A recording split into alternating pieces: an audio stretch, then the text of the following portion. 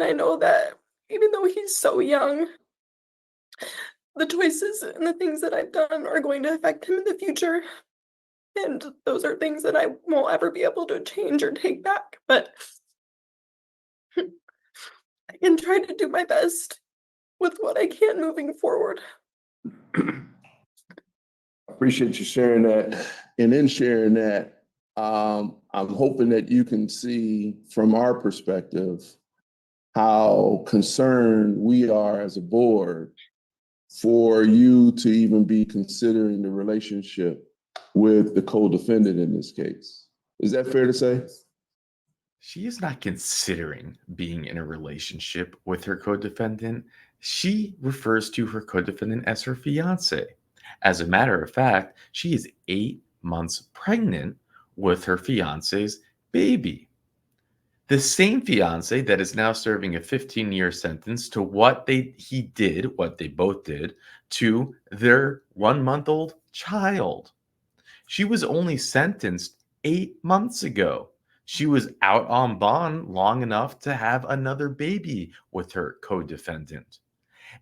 And now she is applying to have an ICOTS to leave Iowa so she can raise the baby with the co-defendant's family.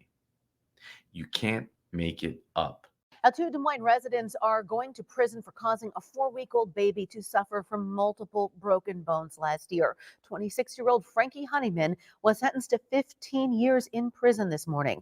The other suspect, 32-year-old Cheyenne Swink, was sentenced to 2 years. Honeyman pleaded guilty to child endangerment causing injury and dependent neglect, both felonies. Swink pleaded guilty to an aggravated misdemeanor of child endangerment. The court documents show the newborn had a broken clavicle, broken rib, and multiple leg fractures. Prior to running her for parole, to get an idea of whether to do an interstate compact or to do an early kick immediate discharge. And due to the fact that she's pregnant and that she her charges, it was, she advised me that it would probably be more better to do a parole, an interstate compact. So she is still on parole for okay. time after And having the baby. have you confirmed that they will actually fulfill the interstate compact? What? Do you know that they will actually take her in an interstate compact? We would not know that prior to running her because the prison doesn't proceed with that until after it's been granted by the parole board. Okay, so if that doesn't happen, then what's the next plan? So let's say we move it forward to that plan today, and it doesn't go through, then what happens next? She'll just discharge and go to Nevada when she's done. Okay. And there's no concerns for the life of this newborn baby moving to this family? Given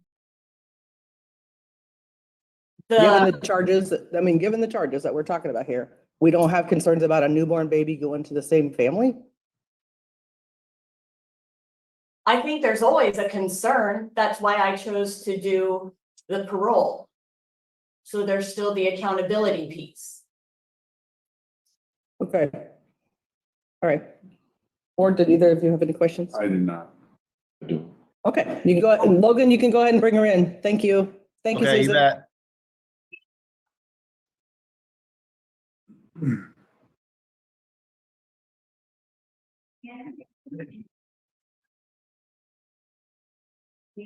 You bring that chair.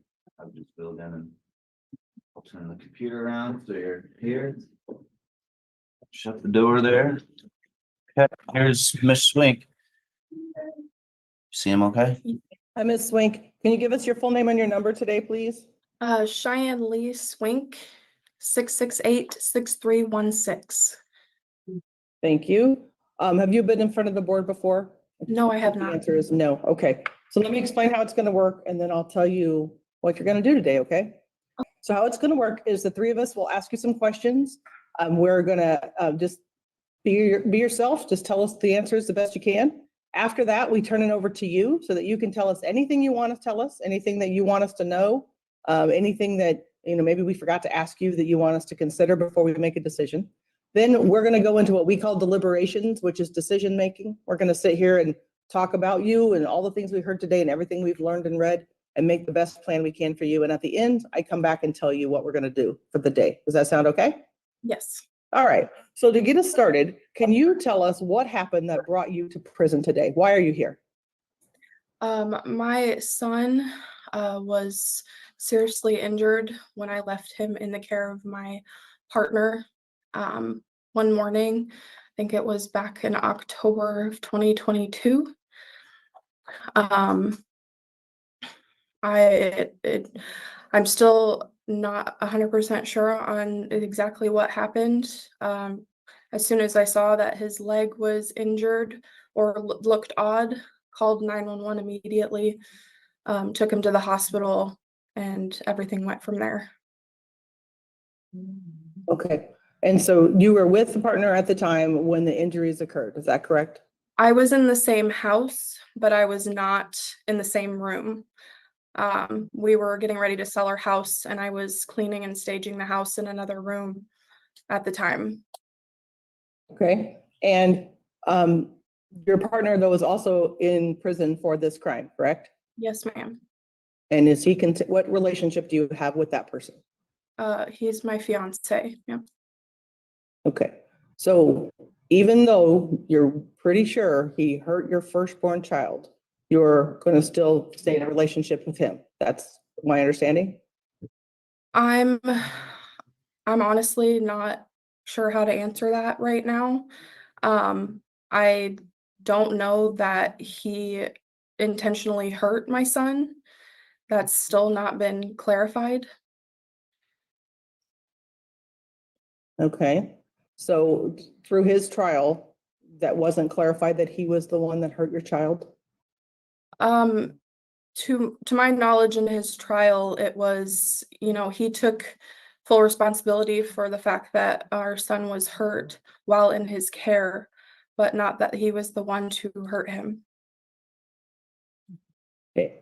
I'd highly recommend you read the minutes of testimony on this case, because that is not what those charges say, which is why he's in prison a lot longer than you for these crimes. All right. So what are your plans then? If you were to be let out today, what are your plans moving forward? My plans moving forward are to move to Nevada, where I have a very stable, healthy environment, very good, big support system, a lot of family. There I will continue college. I'm 2 terms away from graduating college with my degree. Obviously putting my children first. I'm pregnant right now, due to give birth in, I think, a couple weeks. My son's going to be my first priority, taking care of him and making sure he has everything he needs. And then obviously taking care of myself as well by finishing school. That was like a really big thing for me to accomplish. So those would be my plans. Okay. And so what has happened to the child that was injured, that from the first child that we're talking about today, the victim? Where is he? What's your relationship with him? I do not have a relationship with him right now. There was unfortunately a no contact order put in.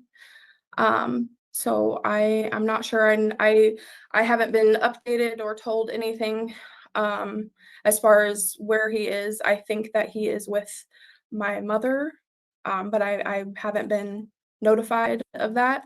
I plan to obviously respect that no contact order. It's unfortunate, but I still plan to do everything I can to hopefully have a relationship with him someday when I'm legally able to. Part of my plan going back to college and school was so that I could make a better life for my kids and myself, and I fully intend on doing that. Okay, so who's the caretaker then of your first child? I believe it's my mother, but like I said, I have not been notified of who got custody or where they're at in the court process for that, so I'm not sure. Okay, so it's not your intent. As far as you know, have your rights been terminated? Yes, they were. Okay, so then this conversation about being a parent to that child's not going to happen, right? If you have no parental rights. I would not be a parent physically to him at this time, no. Okay, but you're expecting a second child, and that's the one you're talking about being a parent for and going to school for, correct? Yes, ma'am. Okay, and what do you want to do? What was your degree going to be in? What did you want to do with that schooling? I'm due to get my degree in programming and coding. I wanted to do something that I could enjoy, that I knew I would be good at, but also that I could find a career afterwards working from home so that I could be present and provide more of like a stable living situation for any future children I had. Okay, well, thank you for answering my questions today. I'm going to see if my colleagues have some additional ones. James? Yes, at this time, no, I don't. Okay, Jesse? I do. Hello, I'm Jesse. Nice to meet you. Nice to meet you too. The reason for these questions are to assess your readiness for reintegration and your likelihood to reoffend. How have you prepared yourself if you're released today? I've had a lot of time to work on myself and, basically go over everything that I've been through and the things that I've done and try to ready myself better as a parent. I've looked up different programs and classes that I can take even while in Nevada. I also took active class while I was at the prison. I think that helped me in a sense. It kind of gave me a better idea on how other people work and how other people view things and go through things differently, and kind of helped me process a lot of the things that I had gone through and that I could potentially go through in the future.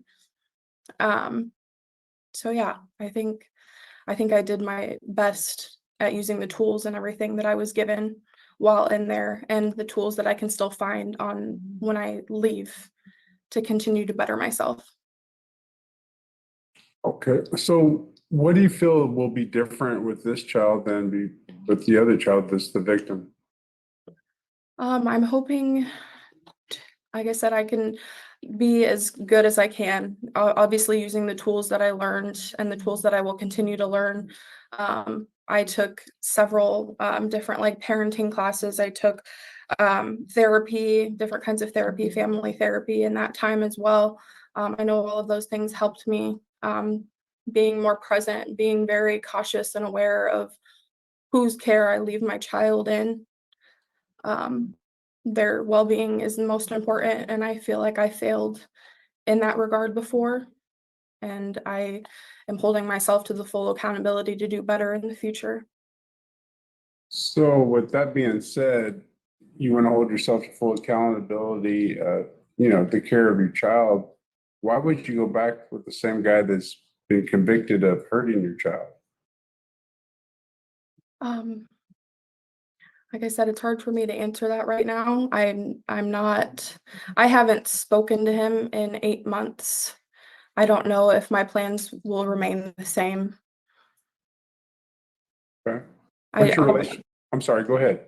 I obviously my intentions would never to be to put my children in any harm's way. And I would not stay with someone that I felt like would do that. And I obviously have a lot to think about moving forward. He's in prison right now. I can't, and like I said, I haven't spoken to him in 8 months. What's your relationship like with your mom, your biological mom? We haven't spoken either. Okay. And what do you think the reason for that is? Going through this whole process, it put a lot of pressure on our relationship.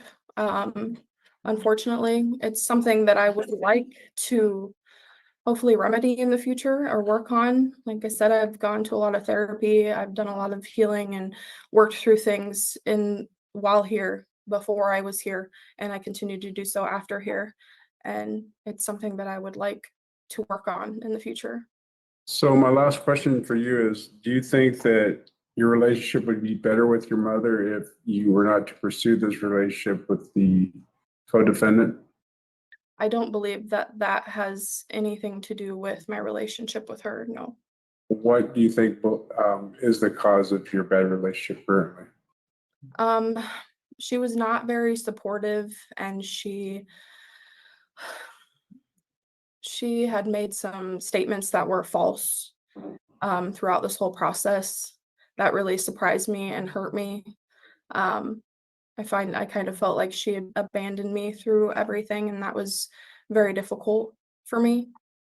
So it was very easy for me to kind of push that relationship to the side at the time because my main focus was my son and going through the process and dealing with everything and trying to, get some resolution. Would you be willing to tell me what one of those statements were? The false statements, Yes. I do apologize because it was a while back, but I know one of the statements she lied about how my sister felt about me and saw me. She made a comment about how my sister didn't want to come back to Iowa because she didn't want to be around me, or it was something to that extent. And I have a good relationship with my sister, and I messaged her about it and she corrected it. She had messaged her and corrected her. So I found out like that was false. That was one of the false statements. Okay. I have no other questions for you. Thank you for answering the ones I did have. Absolutely. Thank you. Jesse, James, did you have another Yeah. question? Yeah. Okay. Hey, thank you, Renee. How you doing this morning, Ms. Swink? I'm good. How are you? Doing good. One of the things I heard you mention was your completion of active. Yes, sir. If there was something that you could point out, and you can give me a couple of things from active, can you share with me what are some of the things that you learned there that you didn't have prior to taking the course? Sure. A couple different things. A lot of it was drug related, which I don't have drug problems, so it was hard for me to relate to things like that. But there was a point, there was a video that we had watched. It was like a video clip, and it was during like the child or like parenting kind of section of active. I guess I'm not entirely sure on the exact title of what that section of active is called, but there was a video clip showing something that I had gone through with my son in therapy when we were doing like the parenting, the family therapy section. And that clip happened, and it did bring up a lot of emotions for things that I had gone through. And throughout that section, just learning the things that you do, whether subtle or not, whether you think about it or not, can have an impact on your children.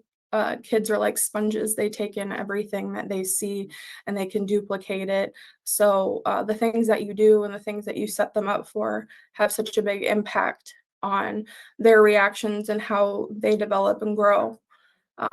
And that was obviously something that I knew a little bit about before, but I feel like going into that and seeing that again and everything really changed my perspective on a lot of things. Okay. So in hearing you speak, you mentioned something about emotions and pretty much how to keep your emotions in check, correct? Right. Okay. And listening to you speak to my colleague just earlier, talking about your emotions towards your mother and towards your sister that surrounded, would you say the emotions were kind of high from your mother when this incident took place, or from what her personal feelings were? Um, yes, possibly. We didn't really get to communicate at all, so I didn't really know how she felt, and I don't think she really knew how I felt. Um, at the time, it was easier for me to just kind of cut off contact at the time, um, because my son was my first priority, and I really wanted to focus on that and going through everything. Um, but yes, there was definitely emotions involved on both sides, and to what extent, I'm not sure. So emotions were high, though. Hot, are you saying hot or high? High or hot combination. I was upset. Sure, I was. And like I said, I'm not entirely sure on how she felt or what her emotions were, but I was very upset, felt hurt and betrayed. Do you feel that when emotions are high, people make the best decisions? No, sir. Not always. So with that being said, what is it that you value today that you didn't value prior to being incarcerated? Knowledge, the ability to work on my emotions, my family, my life. My family is definitely my first and top priority always. Like I said, I feel like I failed at some of those things before. And sorry.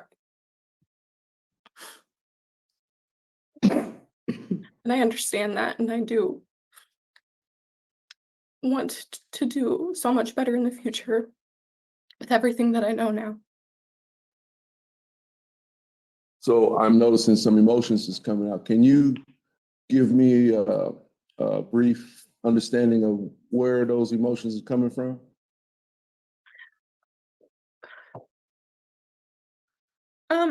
Just everything that I've gone through and everything that I've put my son through. It's been a really hard experience, and I know that even though he's so young, the choices and the things that I've done are going to affect him in the future. And those are things that I won't ever be able to change or take back. But I can try to do my best with what I can moving forward. Appreciate you sharing that. And in sharing that, I'm hoping that you can see from our perspective how concerned we are as a board for you to even be considering the relationship with the co-defendant in this case. Is that fair to say? It's fair. Okay. And not that you may be in agreement with it, but there are those concerns because of basically the disconnect in terms of what your interpretation or understanding is from what evolved, as opposed to what we were able to gather, if that makes sense. Yes. Okay. So in hearing my colleague's question,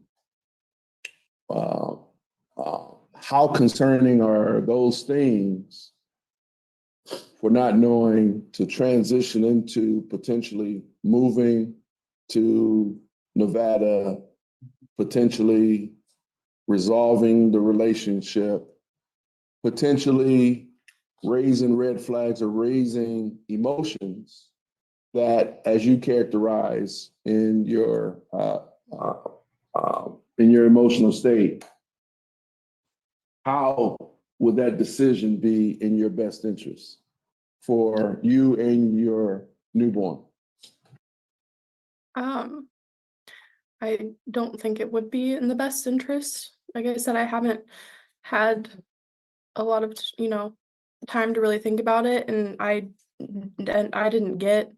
wasn't able to read or anything, the statements or anything from before to know that, but if it's something that is that bad or concerning, I don't want to put my, any future children, including this one, in a position to be hurt or anything like that. So it's definitely going to be something that I'm going to have to reevaluate and think about.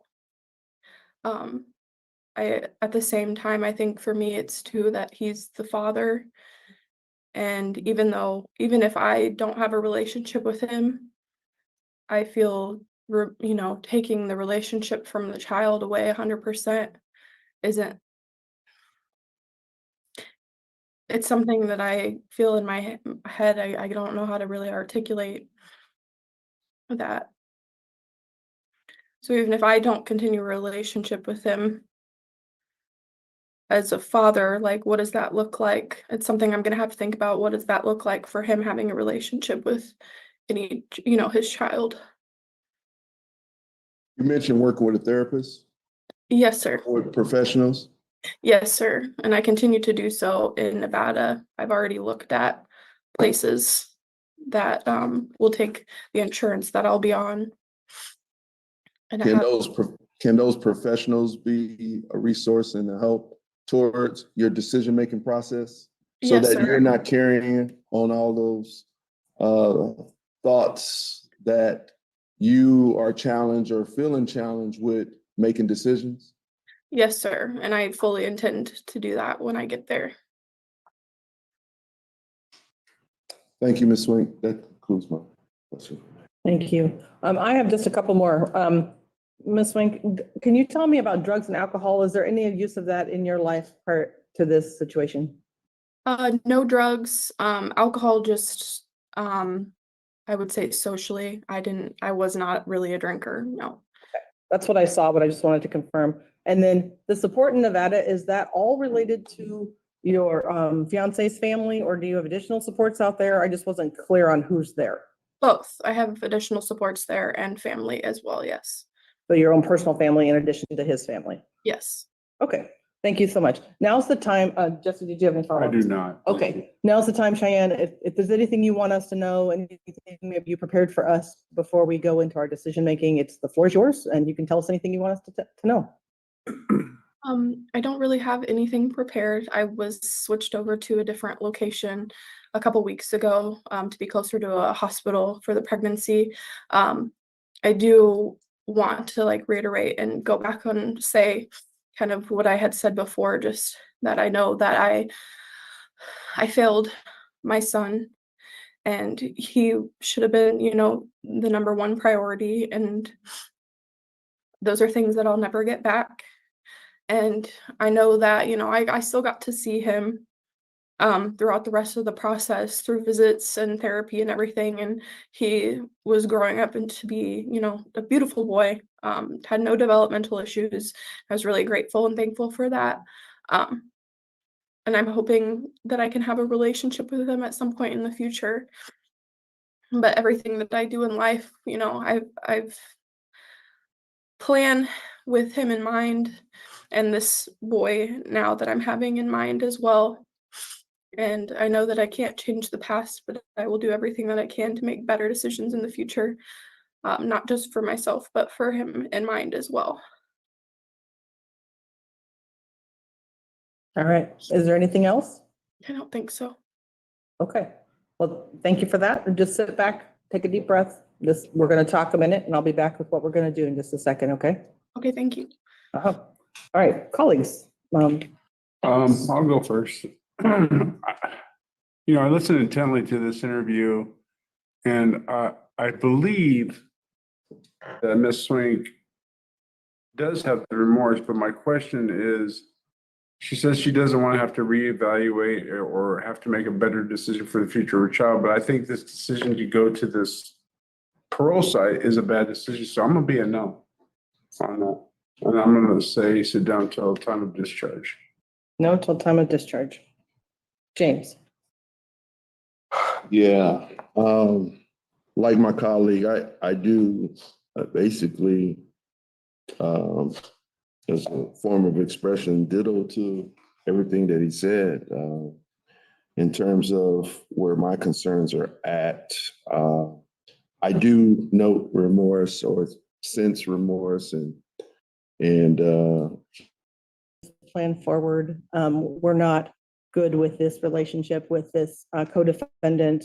I know and I understand that you care about him deeply and that you're concerned for him, for your child, but there's a lot more information here you need to be looking into and getting a clear understanding of how grave this situation is.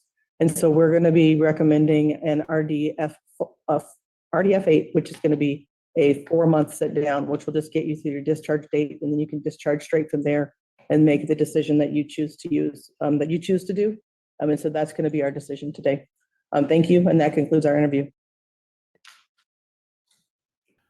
Well, what we just watched is clearly insane. I think everybody watching this realizes, holy cow, we just saw a monster have a parole hearing. I think it would be classified as a sociopath. I'm only speculating on a situation like this. I'm not a PhD. I don't work at the DOC. I'm not a judge. What do we know? How is it possible? She couldn't have spoken out of more different sides of her mouth in one short period of time. I don't even know that it was him that did it. Oh, I left my child in the care of someone else, and my child got hurt. Oh, he's my fiance. Oh, I actually don't know if I'm going to have him involved in my life. I haven't had much time to think about it. You're not married. He's a fiance. There's not even a legal binding to that. What are you saying, you cockroach? A lizard human. You know what? Fine. I'm not a PhD. You're a lizard humanoid. This is insane. What's insane, though, of course, okay, so we know that lizard humanoids exist. We know that sociopaths exist. We know that monsters exist. But how is it possible that the system cannot identify what is so clear to anybody who would have a 30-second conversation with her, that this is a dangerous woman? How is it possible that she's allowed on probation, that there are not orders in place that said you can't have contact with your co-defendant? How is it possible that she can have a baby 8 months ago, that she's getting released after 1 year in prison? October is her full term date.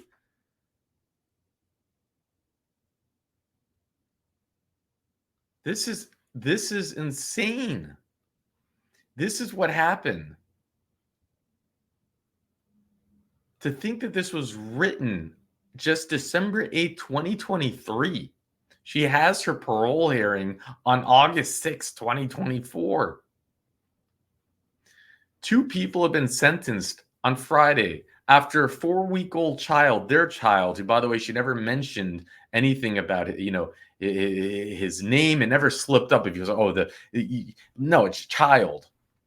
In October of 2022, Frankie Honeyman and the Cheyenne Swink, 32, took their 4 week. She had just given birth to a hospital where it was discovered that the infant was suffering from multiple broken bones in his legs. He had broken ribs, and he had a broken collarbone. They don't even list that in here. According to a criminal complaint, the infant had visible bruising on his face before he was taken to the hospital, and she was aware of the bruising had occurred while the child was alone. And she says that in the hearing. I left my child with someone, and he got hurt. And then you find out, because they bring it up, you were in the house when it happened. Oh, I was in a different room preparing because we were moving.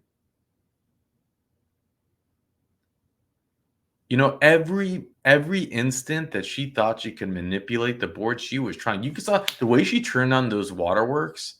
I mean, it's Amber Heard would pay to have that type of skill.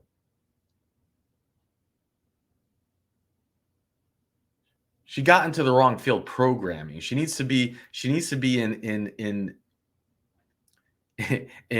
acting, but it's something that it's a tool that they have. It's all about manipulation. You know that she has no empathy for anyone but herself, and I don't even believe that she was crying for herself. I believe that was pure manipulation.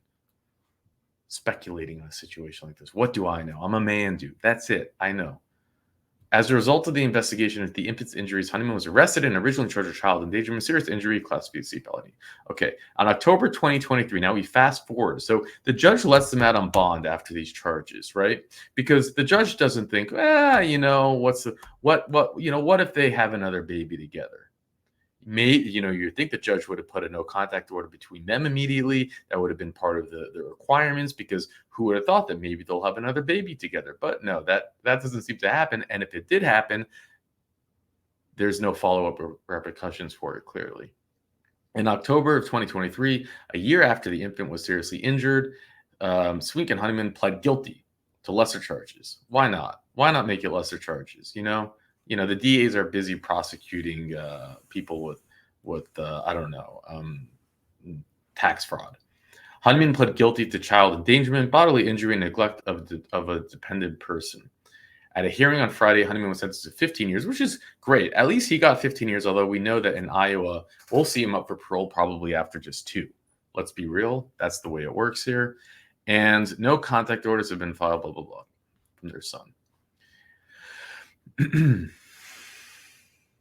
There's so much to talk about in this hearing. I have a sensory overload when you have so much to talk about that is a bit of a problem, because it's like, where do you start? But let me bring up her crying real quick. When she turned on the crying, and it was good. It was a good performance. She had real tears. I mean, it's something. Amber Heard should hire her.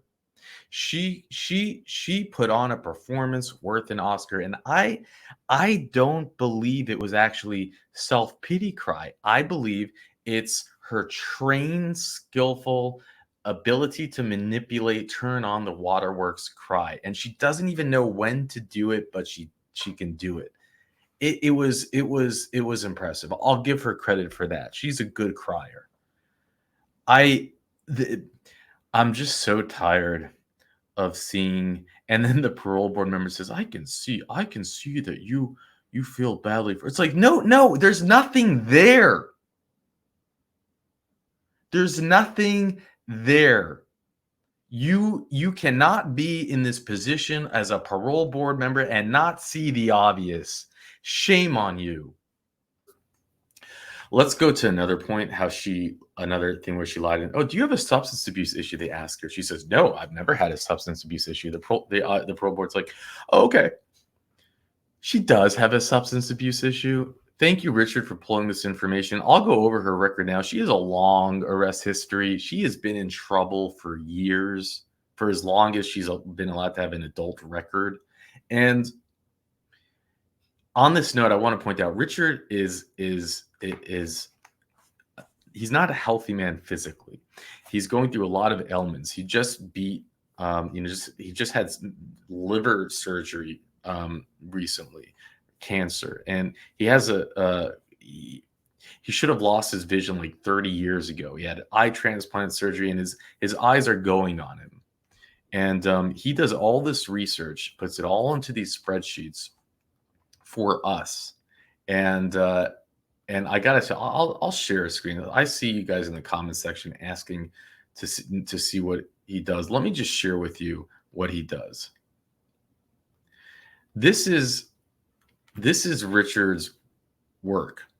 This is one tab. I don't know if you can see it. Iowa 2024 Q3.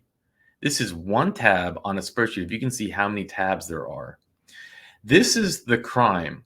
He goes through and he puts in all the links.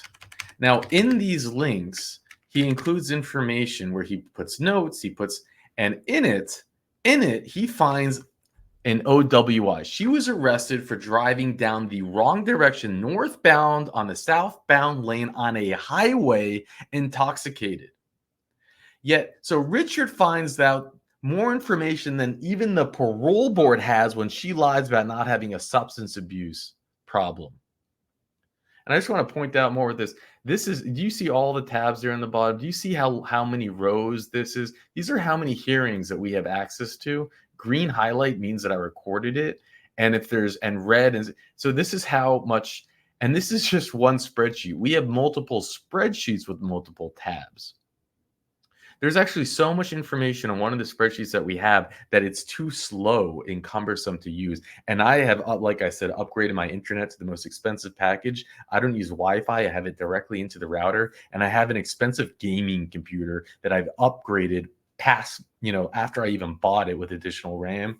And the spreadsheet's too heavy, which means, in my opinion, I believe that it's heavy on the Google Cloud aspect. It's just, there's too much info. It's not built for that, which is crazy. That's mind-blowing to me. So a special thank you to Sir Richard. He's doing all this through tremendous physical ailment. He has no financial benefit from this. He does it because it's his passion. And through me, he's able to share what he's always been passionate about, which is how broken the system is.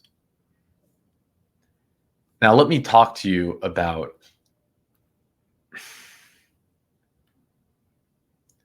about that OW. So her arrest record. And also for the record, I never met Richard. I've never seen him. I've seen pictures of him though, and I've never heard his voice. He's someone who reached out to me, made me my logo for free, made me emojis and made me a banner. And then he offered to do research, and he's a machine. So anyways.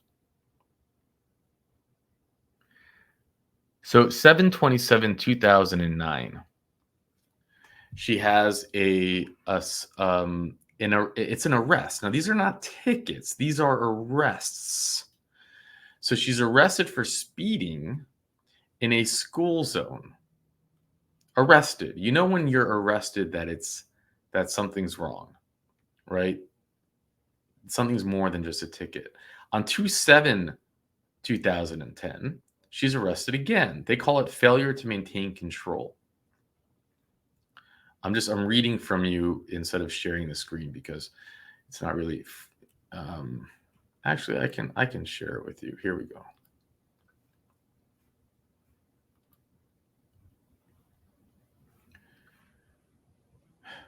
It's just unbelievable. And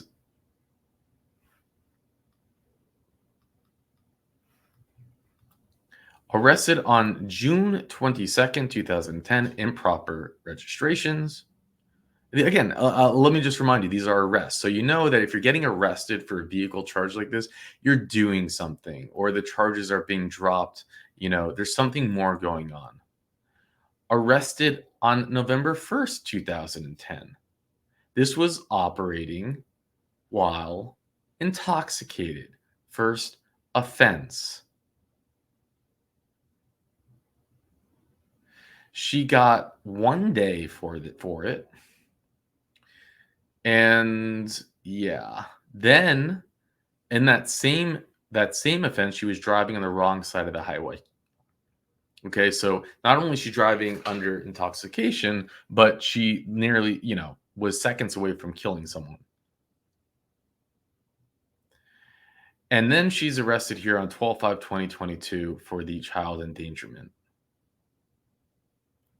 And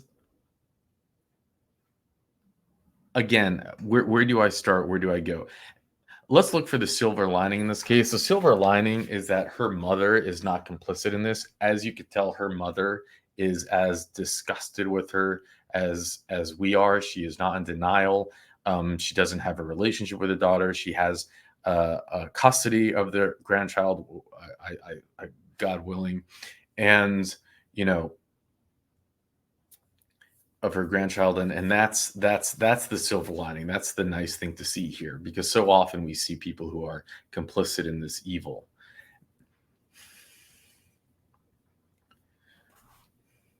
Just the idea again of how she was talking out of her mouth like sideways each time. I don't know who actually hurt my son. I'm not quite clear about it. I wasn't there. Oh, I was in the other room. Like, who did it? If he didn't do it, who did it? Like, this is the thing. How is it that a DA would have allowed her to get away with this? Because she is so classic, that dumb. Put her into an interrogation room and let her incriminate herself. Let her try, because she thinks she's so smart, to talk her out of this. And you would have had enough evidence to lock her up for the amount of time she deserves. Because she's just going into it like, oh, I don't even know how he hurt. I was in a different room. So, oh, really? So then how long? Well, I don't know. Maybe it was, what was she going to say? Like, she was going to talk herself into then knowing that her baby is really hurt for a long period of time, and she did nothing about it, which would have further implicated her. Or all of these injuries only happen at that exact moment. And I wish we had more reports. I wish we had to show, was this going on? How long was it going on for? How long did she know about it? Or the injuries, what stages of healing were they in? Because we have seen these cases so many times, and it's never the first time. Whenever they take them to the hospital, you always hear about that the ribs were, the baby was only a month old. So Well, it showed it's been in healing for 2 weeks. I mean, how I just oh my God. Like I said, there's too much. I have a brain overload. I'm sorry, I'm not being concise, but I can't. This is just a ramble at this point. But I was going to throw my computer, and I wonder how many of you watching this did throw your computer or phone across the room. So we have to pray for her baby, her unborn child.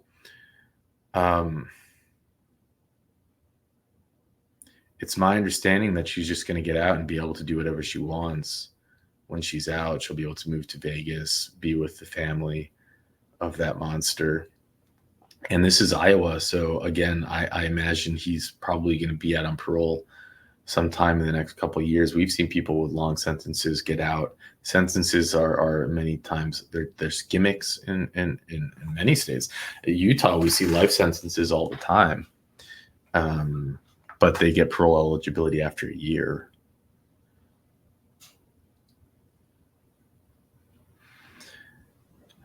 How does the Iowa parole board not know she has an OWI? How is it, I lost connection, as you saw. And since then, I had my own little rage. I upgraded my internet. I got a splitter. I'm running direct lines. I'm not relying on Wi-Fi. Because during these recordings, I'm often recording 5 states at one time. It's crazy. And then you have these little blackouts, but it always happens at the worst time, right? And it was at the deliberating there. And I think it was like they were almost going to talk themselves into paroling her. Thankfully, they have some type of conscience where they didn't. But how does someone allow...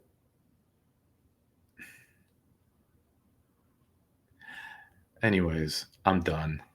I don't think I can talk anymore. I'm just doing this to self-soothe at this point. But it's like I said, she just she said everything she said was I don't have time to think about it.